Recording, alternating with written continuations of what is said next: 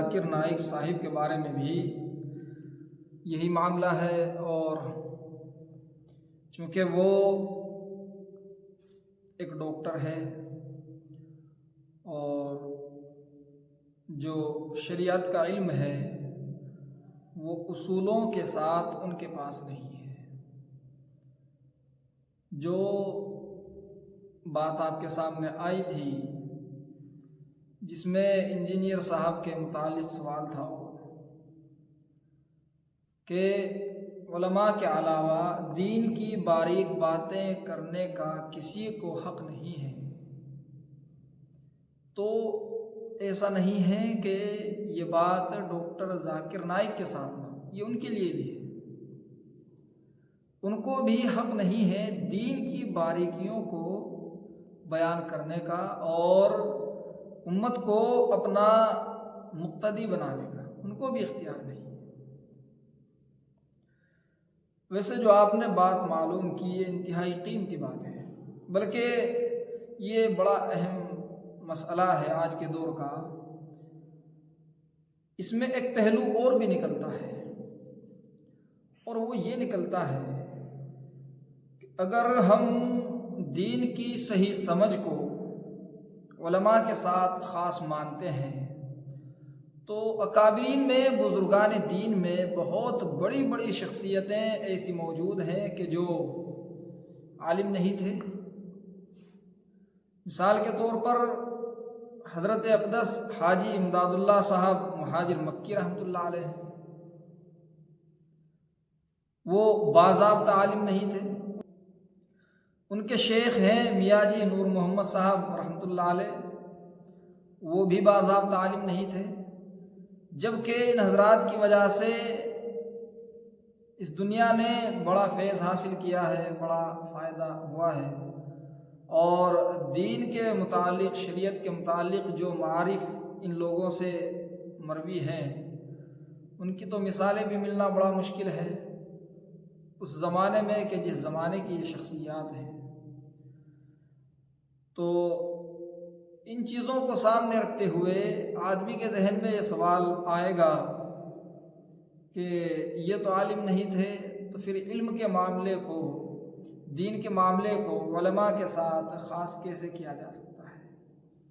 دیکھیے اس کے دو جواب ہیں اور آپ آسانی سے سمجھ جائیں گے۔ یہ جو حضرات تھے، حضرت حاجی صاحب رحمۃ اللہ علیہ اور حضرت میاں جی صاحب رحمۃ اللہ علیہ، یہ صرف ایسا ہی نہیں ہے کہ یہ غیر عالم تھے۔ غیر عالم ہونا اپنی جگہ، یہ لوگ ایک خاص نسبت کو لیے ہوئے تھے، اسی کی وجہ سے ان کے نام بھی روشن ہوئے، اسی کی وجہ سے ان کا فیض بھی عام ہوا، اور وہ نسبت تو ایسی عظیم چیز ہے، ایسی چیز ہے وہ نسبت کہ حضرت شاہ ولی اللہ محدث دہلوی رحمۃ اللہ علیہ نے انسان کے جو معرفت کے طبقات ہیں جب ان کو شمار کرایا تو ان میں سب سے اعلیٰ نمبر پر، سب سے اوپر جس طبقے کو حضرت نے مانا اور شمار کیا وہ اسی نسبت کے طبقے والوں کو شمار کیا ہے کہ جس کے پاس میں، جس کے دل کے اندر اللہ تعالیٰ کا ایک خاص نور آ جاتا ہے، جو اللہ کو راضی کرتے ہوئے، اپنی نفس کشی کرتے ہوئے ایسے مقام پر آدمی پہنچ جاتا ہے کہ اللہ تعالیٰ بھی اس کی حفاظت و رہنمائی فرماتے ہیں۔ دنیا کے حالات یہ ساتھ میں رہتے ہیں، اس سے انکار نہیں ہے، مگر وہ لوگ اللہ تعالیٰ کے بہت قریب ہو جاتے ہیں، رسول اکرم صلی اللہ علیہ وسلم کی روحانیت کے بہت قریب ہو جاتے ہیں اور اس سے بڑا فائدہ حاصل کرتے ہیں۔ تو ایک چیز تو ان کے اندر یہ تھی۔ دوسرا جواب یہ ہے کہ علم دو قسم کا ہے، ایک علم ظاہری ہے، ایک علم باطنی ہے، جن کو عرفی علماء کہا جاتا ہے، یعنی جو علماء ہیں وہ اپنا ایک خاص مقام رکھتے ہیں، ان کے پاس عرفی علم ہوتا ہے، ظاہری علم جس کو آپ کہہ سکتے ہیں۔ قرآن کریم اور احادیث رسول صلی اللہ علیہ وسلم، فقہ، مسئلہ مسائل، اصول فقہ اور تفسیر، ان سب چیزوں کی باریکیاں وہ لوگ محنت کشی کر کے پڑھتے ہیں۔ ایک ہوتا ہے علم لدنی، جس میں انسان اپنے آپ کو مانجتا ہے، گناہوں سے اپنے آپ کو بچاتا ہے، ہر طرح کے گناہ سے، اور اللہ تعالیٰ کو راضی کرنے کے لیے بہت زیادہ مجاہدہ کرتا ہے، تو اللہ تعالیٰ کی طرف سے اس کو ایک خاص ہدایت عطا کی جاتی ہے۔ والذین جاہدوا فینا لنہدینہم سبلنا۔ اب جب اس کو وہ ہدایت نصیب ہوتی ہے، اس کا دل مطمئن ہوتا ہے، الا بذکر اللہ تطمئن القلوب، اللہ کے ذکر سے دلوں کو اطمینان ملتا ہے۔ تو جب وہ دل مطمئن ہو جاتا ہے، اب مطمئن ہو جانے کا یہ مطلب نہیں ہے کہ وہ سو جاتا ہے، مطمئن ہو جانے کا مطلب یہ ہے کہ ہر طرح کی اچھائی برائی میں وہ فرق کر لیتا ہے، اس کو الجھن نہیں ہوتی ہے، وہ بھٹکتا نہیں ہے۔ اسی کو کہا جا رہا ہے کہ اللہ کی طرف سے اس کی رہنمائی کی جاتی ہے۔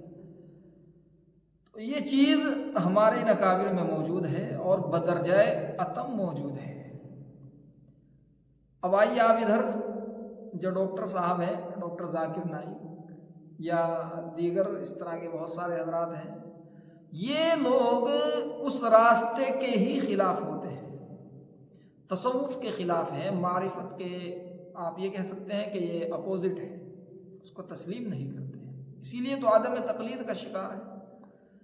یہ اتنا بڑا آپ کہہ سکتے ہیں کہ انسان کے دین کا خسارہ ہے کہ آدمی ایسے پرفتن دور میں بھی تقلید سے محروم رہے اور لوگوں کو یہ باور کراتا ہو کہ میں تقلید کو تسلیم نہیں کرتا، یہ تو خود بہت بڑی گمراہی ہے۔ آپ اگر اس کی باریکیوں میں جائیں گے کہ تقلید کے بغیر رہنے سے انسان کن گمراہیوں کا شکار ہوتا ہے اور کیسے غلط نظریات اس کے ساتھ میں لگ جاتے ہیں، قرآن و حدیث کی کیسی اس سے بے ادبی ہوتی رہتی ہے، تو آپ بہت حیرت اور افسوس کریں گے۔ خیر بہرحال، تو اس میں خواہ ڈاکٹر ذاکر نائک ہو یا اور کوئی ہو، یہ سب کے لیے ہے بات کہ کسی کو دین کی باریک باتوں کو بیان کرنے کا حق نہیں ہے سوائے علماء کے۔ یا تو پھر وہ علم لدنی حاصل کرے، جیسا کہ حضرت حاجی امداد اللہ صاحب مہاجر مکی رحمۃ اللہ علیہ تھے، میاں جی نور محمد صاحب رحمۃ اللہ علیہ تھے، اور بہت سارے حضرات ہیں، سید احمد شہید رحمۃ اللہ علیہ۔ یا تو وہ علم لدنی حاصل کرے، اور اگر وہ نہ تو علم ظاہری حاصل کرتا ہے نہ علم لدنی حاصل کرتا ہے، بس ایک شوق ہے اس کو، ایک جذبہ ہے اس کو اس بات کا کہ میں اپنے آپ کو ثابت کروں اور اس اپنے آپ کو ثابت کرنے کے لیے دین کا سہارا لوں، اب چاہے اس میں دین کا نقصان ہو، غلط ہو یا صحیح ہو، قوم گمراہ ہو یا ہدایت پر آئے، اس سے اس کو کوئی مطلب نہیں ہے، تو ایسے انسان کی بات نہیں مانی جائے۔ البتہ جو دین کی موٹی باتیں ہیں، دین کی کھلی ہوئی باتیں ہیں، جیسے اللہ تعالیٰ کا ایک ہونا، رسول اکرم صلی اللہ علیہ وسلم کا آخری نبی ہونا، قرآن کریم کا حق ہونا، ان سب چیزوں کو آپ ثابت کر سکتے ہیں، اور ان کے لیے دنیاوی جو اسباب ہیں ان کا آپ سہارا لیں، پہلی کتابوں کو بھی پڑھ سکتے ہیں، ان کا مطالعہ کریں،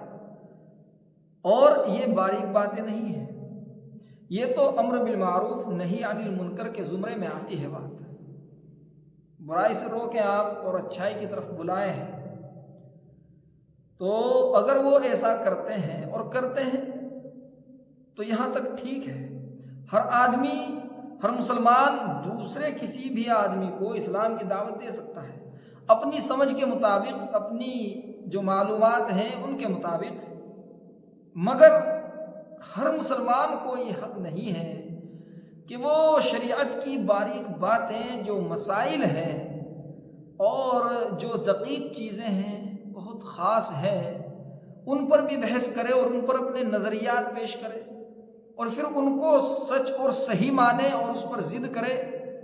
اس چیز کا حق نہیں ہے۔ یہ ایک الگ معاملہ ہے، اس میں تو بہت احتیاط کی ضرورت ہے، بہت زیادہ۔ تو یہ خیر آج کے دور کا ایک بڑا مسئلہ ہے، اور وہ جو آپ نے 4-5 دن پہلے کی بات ذکر کی ہے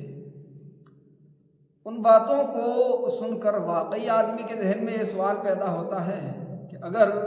علماء کے علاوہ کوئی اور دین کو بیان نہیں کر سکتا تو ڈاکٹر ذاکر نائک جیسے لوگوں کا کیا معاملہ ہے؟ پھر ان کی کیا ہمیں باتیں نہیں سننی چاہیے؟ تو بس معاملہ صاف ہے، جہاں تک وہ اسلام کی طرف بلانے کا کام کرتے ہیں وہاں تک آپ ان کی باتیں سنیں، غور کریں ان پر، لیکن اگر وہ اس سے آگے بڑھتے ہیں، باریکیوں میں جاتے ہیں، تو اب آپ خطرے میں ہیں۔ اب آپ ان کی باتیں نہ سنیں، وہ مسائل بھی غلط بتائیں گے، وہ قرآن و حدیث کی تشریح بھی غلط کریں گے۔ ہاں، وہ مطالعہ چاہے جتنا کر لیں، لیکن مطالعہ جو ہے وہ ایک سمندر ہے۔ مطالعہ جب انسان کرتا ہے تو ایسا نہیں ہے کہ اس کو صرف اچھی ہی باتیں حاصل ہوتی ہوں، اس کو غلط باتیں بھی ملتی ہیں۔ بعض دفعہ کتاب بھی صحیح ہے، لکھنے والے بھی صحیح ہیں، مگر پڑھنے والا چونکہ ایک خاص ذہنیت رکھتا ہے جس کی بنا پر وہ اس سے کچھ غلط باتیں اخذ کر لیتا ہے۔ یہ تو اللہ تعالیٰ نے قرآن کریم کے متعلق بھی فرمایا ہے، یضل بہ کثیرا ویہدی بہ کثیرا۔ اللہ تعالیٰ اسی قرآن کے ذریعے بہت سوں کو گمراہ بھی کرتے ہیں اور بہت سوں کو ہدایت بھی دیتے ہیں، اور وہی قرآن ہے دونوں کے سامنے۔ لہذا مطالعے سے کسی کے متاثر نہیں ہوا جا سکتا ہے۔ ہاں، اگر وہ عالم ہوں اور اس کے بعد ان کا مطالعہ وسیع ہو، پھر ان کی باتوں کا اعتبار ہے، مگر وہ جب خود عالم ہی نہیں ہے، جڑوں میں اگر علم نہیں ہے شریعت کا، پھر انسان ان کا اعتبار نہیں کر سکتا ہے۔ یہ بڑی خاص بات ہے، اس کا بہت زیادہ دھیان کرنا چاہیے۔ مطالعے سے متاثر ہو جانا یا ان کے حوالے پیش کرنے سے متاثر ہو جانا، یہ انسان کے لیے کوئی عقل مندی کی دلیل نہیں ہے، بلکہ یہ تو کم فہمی کی دلیل ہے۔ حوالے پیش کر دیے، قرآن کریم کی آیات کے نمبرات بیان کر دیے، یہ سب چیزیں اس بات کی علامت اور دلیل نہیں ہے کہ ان کا علم بہت پختہ ہے اور اس پر ہم اعتماد کریں۔ آج ہمارے نوجوان بہت زیادہ گمراہیوں کا شکار ہو جاتے ہیں، صرف اس وجہ سے کہ وہ غلط تاثر لے لیتے ہیں، بے وجہ کی چیزوں سے متاثر ہو جاتے ہیں۔ آپ 4 دن محنت کیجئے، اپنا ایک موضوع طے کر لیجئے اور اس موضوع کے متعلق جو قرآن کریم کی آیتیں ہیں، مثلا توحید، اللہ تعالیٰ کا ایک ہونا، اب قرآن کریم کی 20-30 آیتیں آپ توحید کے عنوان کی اپنے پاس جمع کیجئے اور ان کے نمبر یاد کر لیجئے، ہو جائیں گے۔ اس میں کون سی بڑی بات ہے؟ اور جب آپ ان کے بارے میں بولیں تو وہ نمبر بھی بیان کرتے ہیں۔ سامنے والے کو یہ تو متاثر کرنے کی کوشش کرنا ہے، حق بیانی نہیں ہے یہ کہ جو آدمی آیتوں کے نمبر بیان کر دے وہ 100% حق بیان کر دے، یہ ضروری نہیں ہے۔ وہ تو اس کی باتیں بتائیں گی کہ اس نے حق بیان کیا ہے یا غلط بیان کیا ہے۔ تو خیر، بہرحال اس چیز کا خیال رکھنا بہت زیادہ ضروری ہے۔ بات سب کے لیے ایک ہی ہے، ایک بات ہے، رسول پاک صلی اللہ علیہ وسلم کے جانشین علماء ہیں۔ ہمیں اگر شریعت کی رہنمائی چاہیے تو بس ان کے جانشینوں کی طرف ہی ہمیں رجوع کرنا ہوگا، انہی کے پیچھے چلنا ہوگا، انہی کی بات ماننی اور سننی ہوگی۔ اگر اس کے علاوہ ہم کوئی اور راستہ اختیار کرتے ہیں تو وہ راستہ معمول نہیں ہے۔ اللہ تعالیٰ سے خیر کی دعا کیجیے کہ اللہ تعالیٰ ہمیں عمل کرنے کی توفیق عطا فرمائے۔